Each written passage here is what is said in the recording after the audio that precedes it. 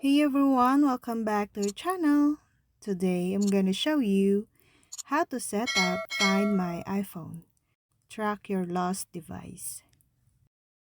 Nobody likes to think about their beloved gadgets being lost or stolen, but unfortunately, our dearest devices go missing all the time. The good news is that if you own an iPhone, iPad, MacBook, Apple Watch, or AirPods, or even an iPad Touch, it can be tracked down using the Find My iPhone features. Take your main device, which will be your iPhone, iPad, or iPad Touch. From the home screen, go to Settings.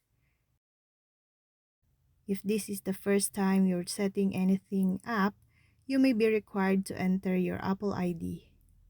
If you don't yet have an Apple ID, just create a new Apple ID and follow this video.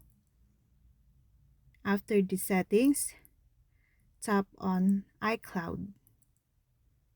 Make sure the feature is toggled on Find My Device.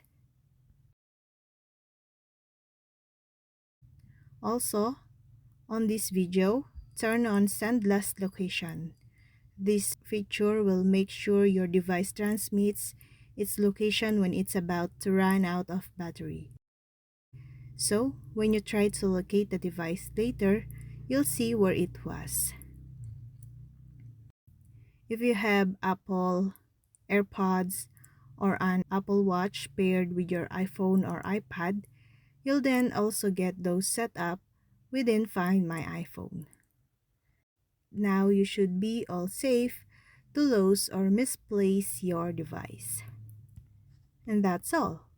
I hope this video helped you guys. For more videos, subscribe to our YouTube channel. Thank you for watching. See you again.